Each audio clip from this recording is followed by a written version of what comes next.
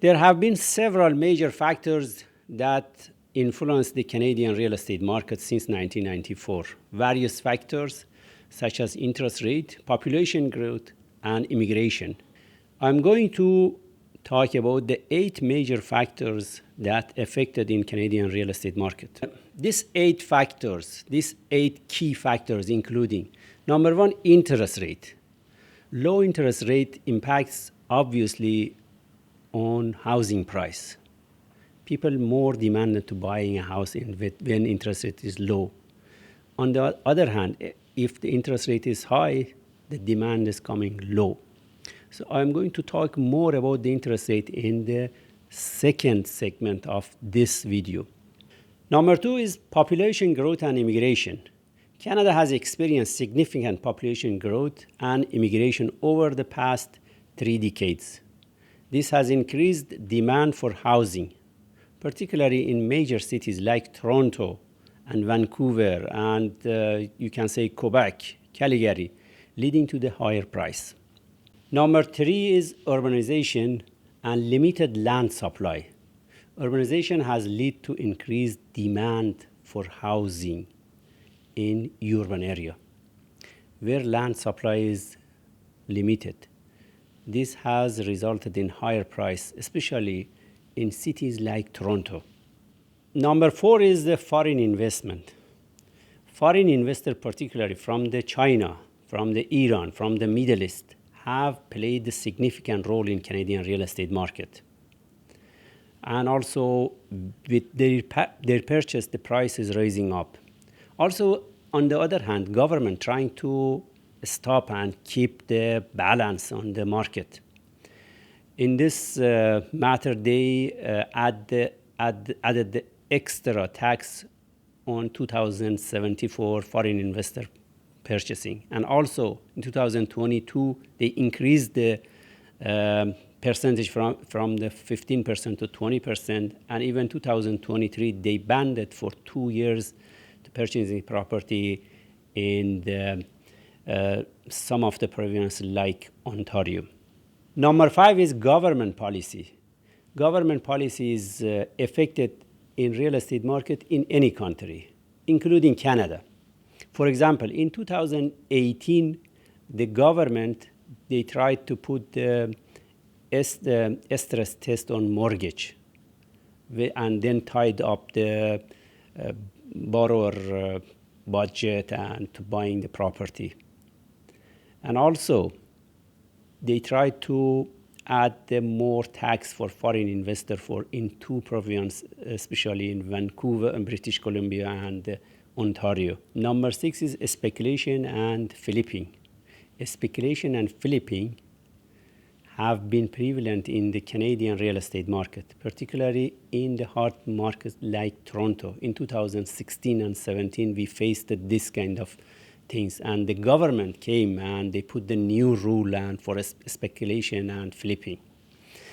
Obviously, speculation is affected on the affordability and make challenges for home buyer, especially for first-time home buyer. Number 7 is economic factors. Economic factors such as job growth, income level, and consumer confidence.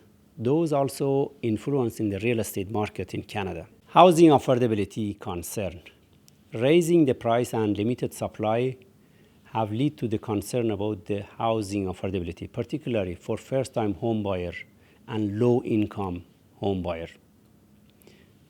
So housing affordability, it was one of the major issue for all the government.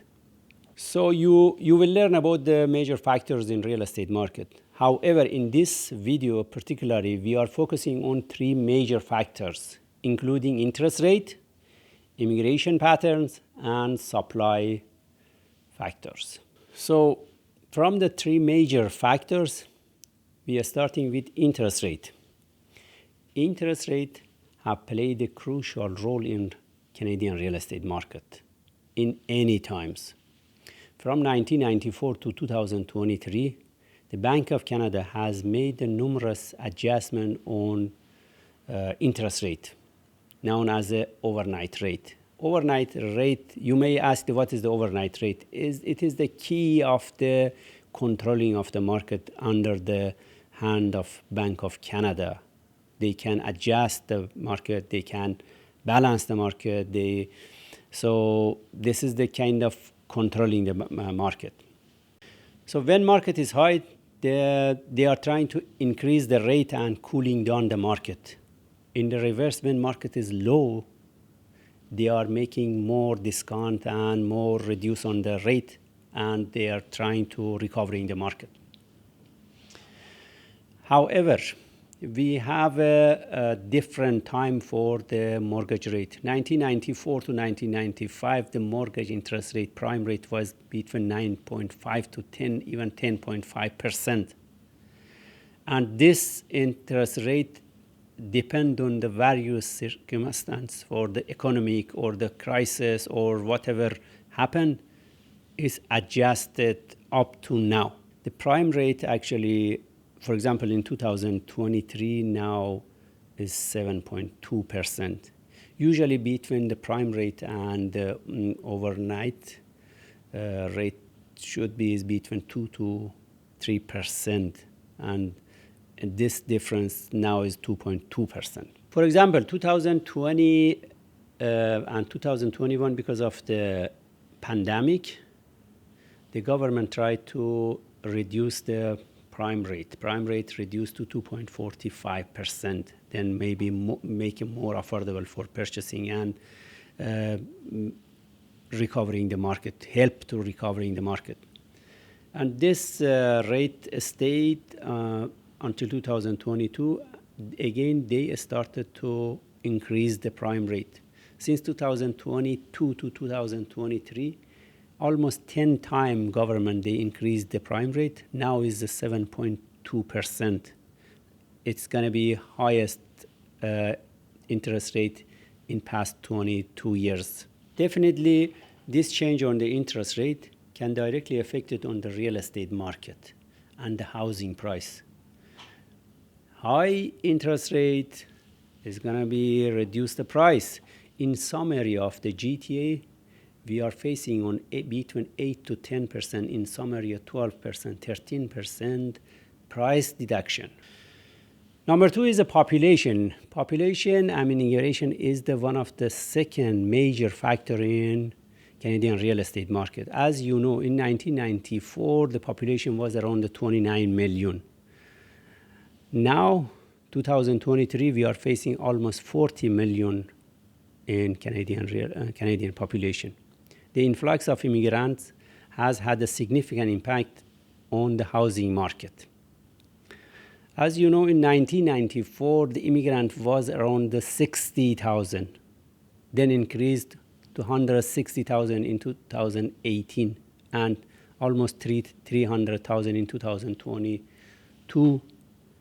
And 2023, they are expecting maybe around 500,000. By 2025, we need to have 1.5 million new immigrants in Canada. You might be interested to know the new immigrant.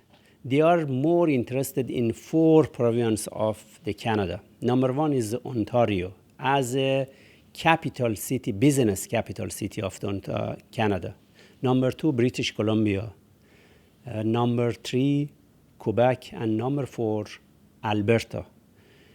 With total 86% of all new immigrants, they are choosing these 4 provinces as a new place of living in Canada. It is important to focus on these 4 provinces to providing more housing and affordability housing for new immigrants and home buyers. The number 3 actually major factor is development and supply factors. As you see, this population need house. Population is growing. Supply dynamic have played a vital role in the Toronto real estate market since 1994 up to now. In 1994, the new house, building the new house was around 110,000. Now, after many years, in 2022, new home built in Canada was almost 261,000. Government promised to build a new home up to 400,000 in 2023. As you see, we have a big gap between the new built home and the new immigrant. New immigrant is almost 500,000, and the building is 260, 280. So we have a shortage of almost 150,000 homes in a year. So in next 5 or 10 years, we need more supply for new home for new immigrant, also for population growing in Canada. Obviously, when the demand is high, is good opportunity for the real estate broker and real estate agency to work on it, to buying and more activity in the real estate market. In my opinion, the government needs to revise the zoning of the more of the agricultural land, or maybe even crown land. So we are approaching end of this video. I hope you enjoyed so far. I'm going to summarize all the things I told in this video. Toronto real estate market has experienced substantial change since 1994. There are many factors affecting on Canadian real estate market. However, 3 of them is the more important and major factor in my opinion. Interest rate, immigration and population growth, and also supply and development. So Canadian economy is strong.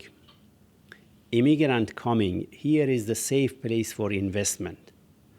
So we need to prepare and provide the place for the new immigrant. We have a shortage of the housing.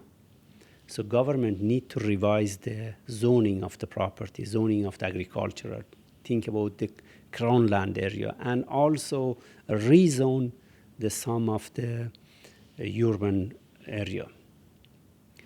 So I believe in next 10 years, we have more attraction for the immigrant. Thank you for watching this video. My name is Omid Mostafavi, real estate broker and author.